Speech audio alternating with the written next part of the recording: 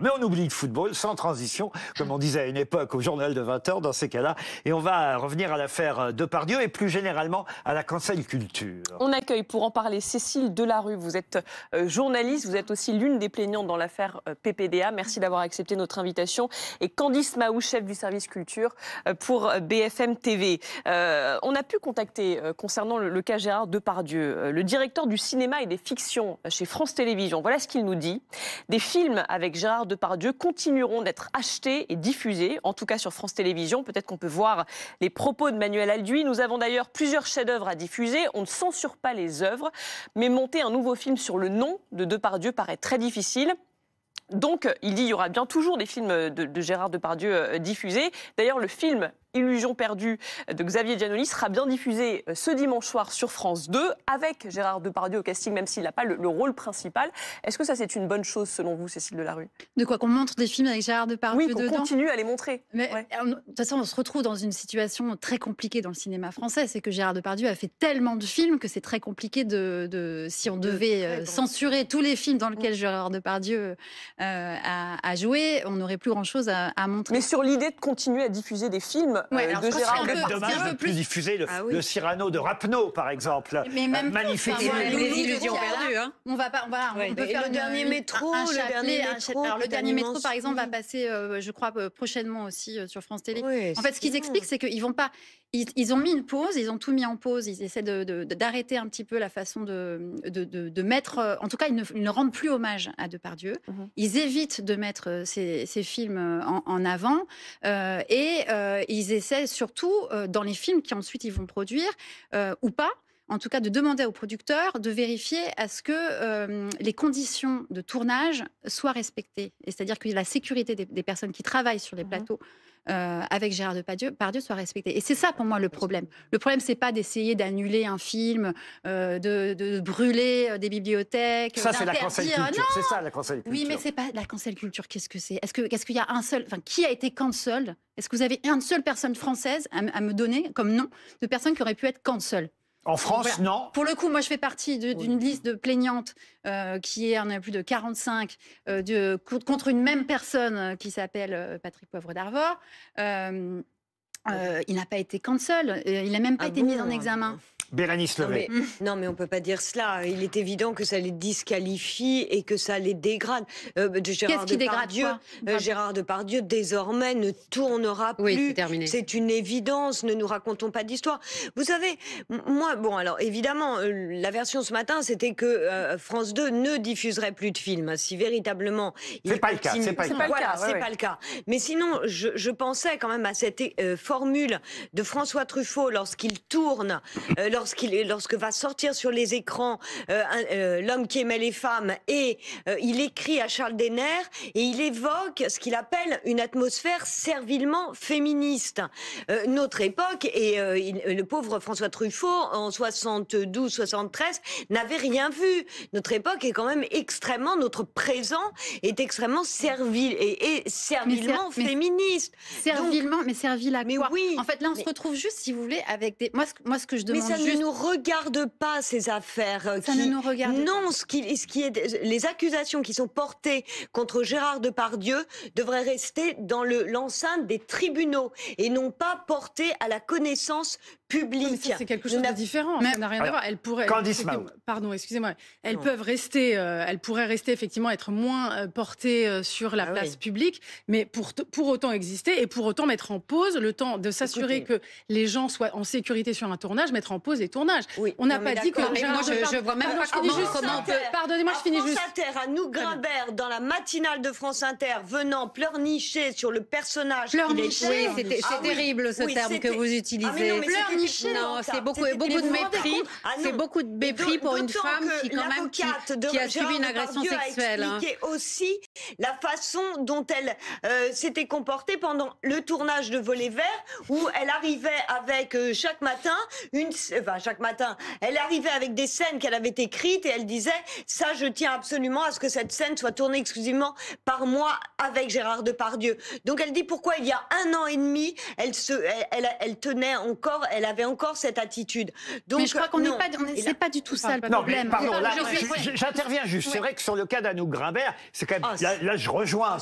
Dieu sait que je suis plutôt d'accord avec vous, mais sur le cas d'Anouk Grimbert, qui est une excellente actrice, qui était évidemment une actrice formidable dans les films de Bertrand Blier, mais là, c'est vrai qu'on comprend quand même difficilement. Là, je me mets quand même à la place des téléspectateurs aussi. On comprend difficilement quelqu'un qui dit il faut plus, il est odieux, comment le cinéma a pu laisser faire ça là, depuis des années, et qui, ce film, il date d'il y a 1 ou 2 ans. 1 an et demi, disait son avocat. Et qui a tourné avec Gérard Depardieu il y a encore 1 ou 2 ans. C'est l'éternel reproche. C'est jamais assez tôt. On fait toujours trop tard. Mais pourquoi? Mais moi, je suis sûre que même vous avez dû travailler vous-même avec des personnes qui ont été toxiques, dangereuses, et vous n'avez pas forcément eu la bonne réaction. Moi, personnellement, j'ai travaillé avec Patrick Poivre d'Arvor, j'ai ri avec les autres. Je l'ai laissé faire aussi. Voilà. Vous pensez que c'est après qu'elle s'est rendue compte? Mais bien sûr, non, elle s'en est rendue compte, mais on n'a pas forcément. On est face à quelqu'un qu'on présente comme un monstre du cinéma. Et a raison, parce que c'était quelqu'un qui, enfin c'est encore quelqu'un qui c'est un immense acteur. C'est un immense acteur, mais c'est quelqu'un contexte. qui est aussi extrêmement puissant. Et c'est extrêmement difficile, j'en suis là aussi pour en témoigner, de parler contre quelqu'un qui est extrêmement puissant ou qui a été extrêmement puissant. En tout cas, ça moi, l'était, je pense je pense ce soir à Charlotte Arnoult. Et je pense à toutes les femmes, les 14 femmes qui ont osé... L'une des deux qui a déposé plainte avec Hélène Darras. Oui, et qui se retrouvent, qui, elles, ont des carrières, pour le coup, Charlotte, elle n'a pas tourné depuis des années. Enfin, mais ça, on est d'accord. Voilà. Mais justement, on était sur le cas d'Anouk Grimbert, la plainte était déjà déposée quand Anouk Grimbert a tourné avec Gérard Depardieu. C'est juste ça que je dis. On peut juste prendre le temps de réfléchir et avoir le moment de courage. Il y a des dizaines et des dizaines de femmes qui ne parlent pas. Je suis contre la cancel culture et je pense qu'il y a un risque de cancel culture. Je pense d'ailleurs que France Télévisions n'a fait que rétro-pédaler en l'occurrence et qu'ils avaient plutôt dans l'idée de censurer purement et simplement tous les films avec Depardieu et que devant la bronca, ils ont passé les valseuses. Il a dit au départ d'ailleurs, ce patron de la télévision des fictions à France Télé, qu'ils allaient revoir leur plan de diffusion. Je pense qu'ils ils sont revenus sur une décision qu'ils avaient prise et il faut faire attention à ça. Et je pense aussi qu'il faut faire attention à un phénomène où, dans tous les domaines maintenant de la société, la probité a tendance à prendre complètement le pas sur le talent. C'est vrai aussi, par exemple, en politique. En politique, on finit par avoir des ectoplasmes au pouvoir parce que toute personne qui a un peu travaillé dans sa vie, un peu vécu et qui donc aura connu des hauts et des bas, tout à coup ne peut plus faire une carrière politique. Violeur, non, vous appelez des hauts et des bas, c'est quand même limite, Charles. Limite. Non, mais pas du tout. Vous là, je suis d'accord avec vous. Regardez Laurent, excusez-moi, la probité n'est pas la qualité principale. Françoise Nyssen, par exemple, qui s'était fait emmerder, pardonnez-moi l'expression, pour une histoire de mezzanine dans les bureaux d'Actes Sud. Excusez-moi, c'était ridicule. Bon. Oui, mais ceci étant dit, c'est qu'on a changé très rapidement d'époque. Moi, je pense que comme Depardieu était en effet l'acteur qu'on connaît, c'est-à-dire probablement et même certainement un des plus grands acteurs de tous les temps, je pense qu'il se croyait tout permis et qu'on lui laissait tout faire parce qu'il était Depardieu. Et que même quelqu'un qui pouvait avoir été agressé par lui ou qui pouvait craindre de l'être à nouveau, préférait quand même travailler avec lui pour ne pas se fermer une porte dans ce milieu qu'on sait tellement difficile et qui est fait d'opportunités qu'il faut savoir saisir, qui est le milieu du cinéma, préférait saisir une opportunité de faire un film important. Même avec Depardieu. Même si c'était le risque de cohabiter avec quelqu'un qui pouvait être un agresseur. Donc je pense qu'on a changé d'époque. Peut-être rappeler la défense de Gérard Depardieu qui dit dans le Figaro, c'était en octobre dernier, je veux enfin vous dire ma vérité. Jamais au grand jamais je n'ai abusé d'une femme. Je suis ni un violeur ni un prédateur, je suis juste un homme. Une femme est venue chez moi une première fois, le pas léger montant de son plein gré dans ma chambre. Elle dit aujourd'hui y avoir été violée. Elle y est revenue une seconde fois et il n'y a jamais eu entre nous ni contrainte, ni violence, ni protestation. Et peut-être écouter l'avocate de Gérard Depardieu qui dit qu'il n'y a plus de présomption d'innocence de nos jours. Ouais. C'est important aussi d'écouter merci. Ce côté-là. On écoute Gérard Depardieu. Ce que vos auditeurs doivent comprendre, c'est à quel point la défense dans ce genre d'affaires est paralysée. Vous avez évoqué la présomption d'innocence. c'est tout à votre honneur, sauf qu'elle a éclaté depuis longtemps en France. La seule personne qui ait vraiment bénéficié d'une présomption d'innocence ces derniers temps, c'est notre garde des Sceaux. Et tant mieux, ça en fait au moins une. Lui a pu continuer à travailler tout en se défendant. Bon, nous, la présomption d'innocence, elle a explosé. Et dans le monde du cinéma, dans le monde du spectacle, c'est un couperet qui tombe. Vous êtes massacrés instantanément. On veut plus de vous. Valérie Alors Trierweiler. oui, je suis d'accord, c'est ce que j'allais dire. Jusqu'à maintenant, il n'est pas condamné. Il y a quand même 14 plaintes, mais on n'a pas parlé non plus du suicide d'Emmanuel Il y a deux plaintes et alors d'autres témoignages. De témoignages d'agressions sexuelles, sexuelles, qui s'appelait Emmanuelle Debevere, qui s'est suicidée. Est-ce qu'on sait si c'est pour ça? Non, mais une enquête est ouverte. Voilà. Non, je dis juste qu'une enquête est ouverte. Moi, ce que je veux dire, je ne suis pas pour non plus la cancel culture, mais peut-être, s'il est condamné, si un jour, voilà, ça arrive, peut-être on peut faire une mise en garde, comme au moment où, vous savez, où on a voulu, laissez-moi terminer, où on a voulu déboulonner des statues sur Napoléon, car établi l'esclavage, etc. Peut-être. Qu'est-ce que ça peut coûter de dire, voilà, en telle année, il a fait ça, aller jusqu'au bout. Mais non, voilà. Mais ça n'a pas de rapport, je suis désolée. Mais bien sûr, c'est un rapport. Moi, je suis pas d'accord. On peut faire, et même sur les œuvres de Céline, on peut faire une œuvre, on peut faire sur une œuvre une préface, et après, après la liberté appartient au lecteur, au téléspectateur. Les cartels qui viennent indiquer, ça coûte quelque chose. Ça veut dire que nous entrons justement dans la grille de lecture dictée par les féministes. Donc on est exactement. Eh bien les féministes, on leur voit à dire exactement. Moi j'adore le sketch de Blanche Gardin quand elle dit pourquoi on ferait une différence. Non, laissez-moi finir au moins là-dessus. Nous n'avons pas à appréhender le réel selon cette grille. Donc un film avec Gérard Depardieu, on regarde le film, je ne veux rien savoir du personnage qu'il est dans la vie réelle. Et la seule chose que j'apprécie, c'est la qualité du film. Point. Mais il n'y a rien d'autre qui doit entrer en ligne de compte. Et vous savez, il y a un très beau critère en définitive. Quand même, parfois, c'est utile. Là, par exemple, on réédite Tintin au Congo, il y a une préface qui a été écrite pour expliquer. Très bien. Mais c'est pas du tout pareil. Comment ça, c'est pas du tout pareil? C'est pas pareil aujourd'hui. Mais dans 10 ans, 20 ans, quand on regardera le film. Sur le côté un peu raciste de la BD, c'est ce que vous voulez dire. Absolument. Oui, mais si demain vous regardez Cyrano de Bergerac, le personnage joué par Gérard Depardieu, le film n'est pas anti-féministe et ne comporte aucune violence faite aux femmes, bien au contraire. Donc si vous mettez un avertissement, vous êtes pas tout le monde en même temps. Mais le problème, il n'est pas de revoir Gérard Depardieu sur les écrans. Le problème, c'est quand vous dites « je veux voir un film en voyant juste le film ». Voilà. Moi, maintenant que je sais... ça change votre regard. Moi, ça change... Ah bon oui, ça change mon regard. Parce que je me demande comment ce film a été fait. Laissez-moi terminer. Mais je m'en fiche de savoir comment le film a été fait. Ben moi, ça me dérange. Oui, de la même manière que des diamants, qui ont été, ou alors que des vêtements qui ont été faits. Ont été faits dans des laissez-la terminer peut-être. De la même manière que des. Je veux dire une chose importante. Oui, mais vous avez des choses passionnantes à dire, mais moi aussi. Et je suis là pour l'expliquer. Et je pense que ça sera plus intéressant pour tout le monde. Moi, je pense que quand je vois un film maintenant avec Gérard Depardieu, qui est un acteur qui, pour le coup, m'a passionné, ému, comme nous tous. Je pense qu'on a tous une relation assez passionnelle et familiale avec cet homme, parce que c'est quelqu'un presque de notre famille. Je vois aussi maintenant, les coutures.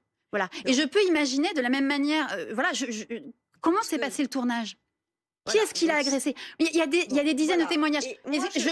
Juste pour terminer. En permanence, là, depuis quelques jours que l'histoire est ressortie, des gens viennent me voir pour me raconter des histoires. Et j'apprends qu'un tel a été... Des hommes ont été agressés. Que c'est des gens qui essayaient de travailler juste et qui ne peuvent pas travailler. Vous êtes un tribunal et vous... Bon. Non, je ne suis pas un tribunal. Rapidement, Bérénice. Très rapidement, mais très important. C'est vous le tribunal, madame. C'est que la seule chose, c'est que c'est très égoïste ce que je vais vous dire. Oui. C'est que moi, la seule chose qui m'importe, c'est de savoir si cette œuvre, elle m'apporte quelque chose ou pas. Et comme le disait Molière, je prends mon bien partout où il est. Et si le dernier métro, si Trop belle pour toi, si Uranus, si tous les matins du monde sont des nourritures intellectuelles, esthétiques, spirituelles pour moi, eh bien je ne vois pas au nom de quoi, parce que... Mais personne ne vous interdit de le regarder, personne ne vous interdit, vous pouvez regarder tous les films avec Depardieu que vous voulez, allez-y. Justement, moi, avoir profité de ces œuvres, eh bien oui, et oui, mais la seule chose, c'est que si ces œuvres finissent par être annulées, effacées, cancellisées... Non, mais c'est pas ce qu'on dit. Mais c'est pas ce qu'on dit. Attendez, c'est une première étape là où nous en sommes, et effectivement, il y a sans doute un rétropédalage. Je n'ai pas envie de priver quelques générations que ce soit de ces œuvres au motif que... Alors, vous nous avez promis d'être courte. On passe à autre chose. Alors non, on passe pas à autre chose, mais on continue. Oui, en tout cas, on donne la parole à quelqu'un d'autre. On va passer, donc on va parler de la cancel culture, puisque Lisa Adey, vous avez étudié la question. Il y a eu plusieurs cas de cancel culture, pas qu'en France. Je vais vous donner d'abord la définition. Un cancel, ça veut dire annuler, et la cancel culture consiste à boycotter, voire censurer. Les mots comptent. Censurer un artiste ou une œuvre si elle est jugée offensante ou discriminante, sexiste ou raciste, par exemple. Parmi les exemples les plus connus, il y a la série Friends, accusée aujourd'hui d'être transphobe ou grossophobe à cause de plusieurs répliques ou d'un manque de représentation dans les épisodes. Il y a aussi des statues du président américain Thomas Jefferson qui ont été retirées parce qu'il possédait 600 esclaves, ou encore J.K. Rowling, vous savez, l'autrice des livres Harry Potter, qui ont été boycottés un temps parce qu'elle a été accusée d'avoir posté un tweet jugé transphobe. Plus récemment, Nicolas Bedos a réalisé la série Alphonse avec un casting qui promettait un succès populaire, Jean Dujardin, Charlotte Gainsbourg ou encore Pierre Arditi. Mais les adeptes de la cancel culture ont vite rappelé que Nicolas Bedos est sous le coup d'une enquête pour viol et agression sexuelle. Conséquence, pas de promo pour la série et pas du tout de mise en valeur sur la plateforme de diffusion à sa sortie. Et très vite, la série a été jugée misogyne. Et ça concerne aussi, Lisa, l'histoire avec un grand H. Ouais, à Rouen, sur la place de l'Hôtel de Ville, la statue de Napoléon sur son cheval, celle-ci a dû être retirée pour sa restauration, sauf qu'au lieu de la remettre après les travaux, le maire de Rouen propose de remplacer la statue par une figure féminine comme celle de Gisèle Halimi, par exemple, parce que selon lui, Napoléon représente l'esclavage. Finalement, ce sont les habitants de Rouen qui ont tranché grâce à une consultation citoyenne, et 68% d'entre eux ont voté pour le retour de la statue de Napoléon sur la place de l'Hôtel de Ville. Je vous propose qu'on retourne outre-Manche pour vous donner l'exemple le plus concret et le plus flagrant. Un éditeur a retiré tous les passages jugés offensants des livres de Roald Dahl. L'éditeur dit que ce n'est qu'une révision de langage, je le cite, mais il y a en fait plus de 100 passages modifiés. Par exemple, les mots gros et laid ont été supprimés ou remplacés, et les genres sont rendus neutres. Dans Sacrée sorcière, d'où vous voyez la couverture, un paragraphe expliquait que les sorcières sont chauves sur leurs perruques. Voici la nouvelle version. Il existe plusieurs raisons pour lesquelles les femmes pourraient porter des perruques, et il n'y a rien de mal à cela. Autre exemple, dans Charlie et la chocolaterie, les fameux Oompa Loompa qui travaillent dans la chocolaterie étaient décrits comme des petits hommes payés en fèves de cacao. Ils sont désormais qualifiés de petites personnes. Vous avez compris, donc, si la cancel culture ne supprime pas, elle l'édulcore.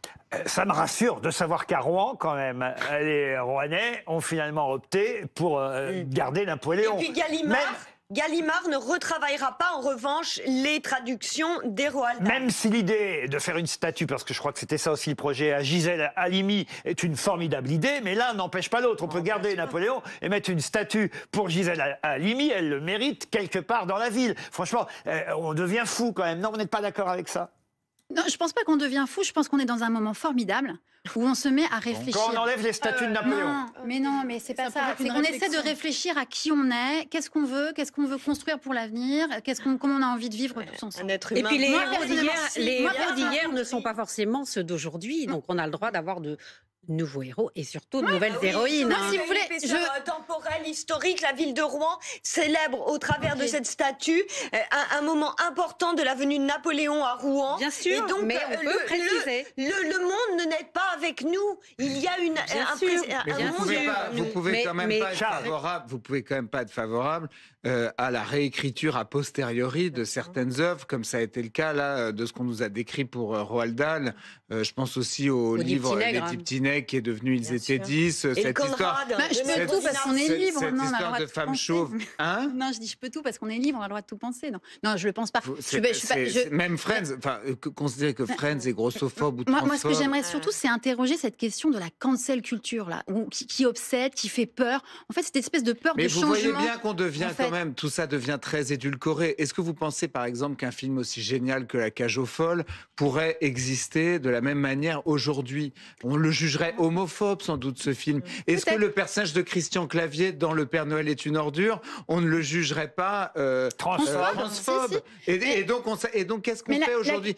La question, elle n'est pas là. La question, elle est aussi, qu'est-ce que c'est que toutes les histoires qu'on nous a pas racontées pendant qu'on racontait ces histoires-là, pendant que des personnes qui avaient le pouvoir et en abusaient, comme Gérard Depardieu ou comme d'autres. Napoléon Bonaparte. Ouais, non, mais oui, excusez-moi, on n'est pas quand même face à un personnage. Ah non, mais je ne pense pas qu'il est misogyne. La question n'est pas là. La question, c'est plus, est-ce que pendant ce temps-là, moi je pense, encore une fois, voilà, à Charlotte Arnoult, à toutes ces femmes qui n'ont pas pu, ou même les hommes qui ont par exemple été victimes de Gérard Depardieu, qui a harcelé quand même sur les tournages et tout, c'est un enfer. Hein, tous ces personnes-là n'ont pas pu faire leur travail. Il y a aussi plein d'autres films qu'on n'a pas pu voir et qu'on pourra peut-être voir maintenant. Oui, mais vous voyez bien quand même. Plein d'autres œuvres qui vont se créer, qui vont être intéressantes et passionnantes. Ça, je ne peux pas vous laisser quand même dire ça, parce que moi, je trouve que le cinéma et le monde de la culture en général sont devenus beaucoup trop idéologiques. Aujourd'hui, le cinéma français, mais c'est à crever de rire. C'est-à-dire que ce sont tous les mêmes films. Ce sont des films sur des migrants homosexuels qui trouvent refuge chez des méchants bourgeois, blancs et misogynes qui, à leur contact, changent et changent de sexe par la même occasion. C'est quand même ça. Vous exagérez là. Vous exagérez un poil. Si vous n'écrivez pas ça dans votre... Bérénice, ne faites pas de manspreading, de womanspreading. Vous avez beaucoup parlé. Souffrez que les autres aient un tout petit peu la parole aussi. Si vous étiez un homme, vous seriez jugé misogyne. Il faut quand même voir qu'il y a une certaine dérive idéologique quand même dans le cinéma. Et on a même l'impression, j'en terminerai par là, que si votre film aujourd'hui, votre projet, ne remplit pas ces critères, et typiquement quand vous tapez à la porte de France Télévisions, qu'à mon sens il faut d'ailleurs privatiser, ou de tous ces organismes publics qui d'ailleurs déversent trop d'argent public dans toutes ces conneries, si vous me passez l'expression. C'est pas énormément d'argent public, c'est beaucoup d'argent qui viennent des billets de cinéma. C'est le cinéma qui finance le cinéma. Ils ont bon dos, bien sûr. Les intermittents du spectacle, c'est sûr que c'est financé par les places de cinéma. Non, ça n'a rien à voir. Ça coûte cher à l'assurance chômage, mais c'est un autre sujet. Si vous ne cochez pas ces cases, tous ces comités ne vous donnent pas vos financements. Bien sûr. Vous y ajoutez quelque chose, Candice Mahou? Trop de choses, je ne sais plus quoi ajouter. Non, mais c'est compliqué dans un débat. Enfin bon, voilà. Avec des gens pas d'accord. C'est vrai, c'est rare d'avoir des gens pas d'accord. Avec des gens condescendants, le mépris et la condescendance, c'est vrai que j'ai un peu de mal avec ça. Le cas Nicolas Bedos, c'est très révélateur. Pas de promotion pour sa série Alphonse. Moi, je trouve ça triste. Alors qu'un casting, c'est très triste. Un casting en or. Je défends cette série qui est magnifique, formidablement réalisée, très bien jouée. Mais elle est très compliquée, vous l'admettrez. On comprend que ce soit compliqué à défendre. Le thème n'est pas forcément évident. On parle aussi de la façon de la sexualité des femmes, de la façon dont le rapport homme-femme se... Oui, mais laissons la justice faire avant de... Non, mais ayons quand même une pensée pour ces femmes qui ont été agressées sexuellement et violées. Une pensée au moins, et pas du ricanement, comme vous dites. Vraiment, c'est insupportable d'entendre des propos pareils. Mais pour l'instant, on n'en sait rien encore. Pardon de vous le dire. On n'en sait rien. Mais quand il y a 14 témoignages, 45 témoignages... C'est pas le cas de Nicolas Bedos, par exemple. Non, Nicolas Bedos, non. Ne mélangeons pas tout. Pardon. On est en train de parler... Non, ce n'est pas le cas de Nicolas Bedos. Il y a, je crois, deux plaintes. On verra ce que... Même Becbédé. Regardez, Becbédé toute la journée hier, et on apprend aujourd'hui que la jeune fille a menti sur son âge. Alors après, on peut avoir un jugement moral, ça, qui restera le même. Il n'empêche qu'en tout cas, elle a reconnu devant la police avoir menti sur son âge pour se faire passer majeur. Or, hier, toute la journée, même depuis 48 heures, tout le monde a commenté le fait qu'il était avec une mineure. On voit bien qu'il ne faut pas aller trop vite. Oui, mais moi, je parlais effectivement des précédents qui ont, quand il y a 14 témoignages, 45 témoignages, ça quand même, on peut les prendre en compte. Quand même. Et Nicolas Bedos, en plus, c'est peut-être rien ne dit, rien n'indique, tout comme par exemple Frédéric Becbédé qui a préféré annuler la représentation de ses spectacles ce week-end pour sans doute ne pas provoquer, comme ça s'appelle en plus, l'amour dure 1h15. C'était d'un commun accord avec lui et sa production. Personne ne lui a imposé ça. Non, c'est pas d'un commun accord. Pour Nicolas Bedos. Alors, si on peut terminer sa phrase, simplement, je vous remercie. Allez-y. Simplement, Nicolas Bedos, il est possible aussi que ce soit d'un commun accord avec lui. C'est quelqu'un, quand même... Pas du tout, je le connais bien, c'est un ami, et ça reste mon ami, et je peux vous dire que c'est pas du tout d'un commun accord, et qu'il est ça lui a été imposé, très énervé. Mais ça, non, mais moi, je vous dis, je sais mieux que vous, pour le coup, c'est mon ami. Donc, je peux vous dire qu'il est très énervé sur le fait que son œuvre n'ait pas pu avoir la promo qu'elle méritait, parce que ça reste un film, et qu'on l'ait jugé au regard de plaintes. Donc, pour l'instant, on ne connaît pas l'aboutissement, car ce sera l'année prochaine qu'il y aura un jugement. Ce n'est pas 14 femmes, comme vous l'avez dit. Non, je parlais pas de lui. Non, mais il ne faut pas mélanger tous les cas. On ne peut pas mélanger Gérard Depardieu avec quelqu'un d'autre, et ainsi de suite. Il y a quand même, il y a quand même, à un moment donné, il faut raison garder, tout de même. Et surtout, une œuvre est une œuvre. On a empêché des tas de gens de voir cette série magnifique à cause, effectivement, d'une plainte qui, pour l'instant, ou de deux plaintes, je n'ai pas le détail, mais qui n'ont pas encore été jugées. Mais elle a été diffusée, Laurent, on est d'accord. La série, elle a quand même eu sa plateforme. Elle a pu, on peut la voir. Je veux dire, elle n'a pas été censurée. Il a fallu que Nicolas se batte pour ça. Je peux vous le dire, il a fallu qu'il se batte pour ça. Là, sur le coup, je suis mieux informé que vous. Ah, mais non, mais j'en suis il a fallu qu'il se batte pour ça, et il est très triste du fait. Il est très triste du fait qu'il n'y ait pas eu la promo et que les comédiens non plus n'aient pas fait la promo, parce que lui aurait pu très bien ne pas la faire, mais on aurait pu voir effectivement Fanny Ardant, Charlotte Gainsbourg, exactement. Oui, mais ça, je suis d'accord. Et en plus, la deuxième saison est totalement annulée. Et, ils ont annoncé qu'ils arrêtaient. Ils l'espèrent encore. On espère effectivement que le succès de la série fera qu'il y aura quand même peut-être une deuxième saison. Mais laissons la justice faire. Alors, laissons la justice faire. Je suis d'accord. Je peux vous donner un scoop, si vous voulez, ce soir. Tous ces hommes dont on a évoqué le nom ce soir sur ce plateau, je pense qu'on peut limite faire un pari. Ils vont tous s'en sortir. Comme 99% des violeurs en France. Parce qu'en France, s'il vous plaît, parce qu'en France, 1% seulement des viols sont condamnés. On est face à un problème systémique, épidémique. Excusez-moi. On a un seul pourcent. Des viols qui sont condamnés, c'est peut-être 1% des plaintes pour viol qui se traduisent 1%. par une condamnation. Non, c'est 1% des viols. Mais madame, pardon de vous dire, un viol, qu'est-ce que c'est? Un viol, c'est une infraction pénale reconnue. Non, mais sauf que quand ils n'ont pas été condamnés par la justice, ils ont été condamnés par les médias. Et je pense par exemple à quelqu'un que je ne connais pas, là pour le coup, je prends quelqu'un que je ne connais pas, Harry Habitant. Voilà, tout ce qu'on a pu lire et entendre pour que finalement la plainte n'aboutisse pas. Et on voit bien que quand même son image en a beaucoup pâti. Et là, on ne parle pas de 10, 15 plaintes. Franchement, il ne faut quand même pas mélanger les différents cas. PPDA est un autre cas, et quand même, heureusement, même si la justice n'est pas allée... Moi, je vous parle pas de Patrick Poivre d'Arvor, je vous parle pas de... Je vous dis juste en général, qu'est-ce que ça veut dire en France, pour une femme et pour un homme, de porter plainte pour des agressions sexuelles ou pour du viol.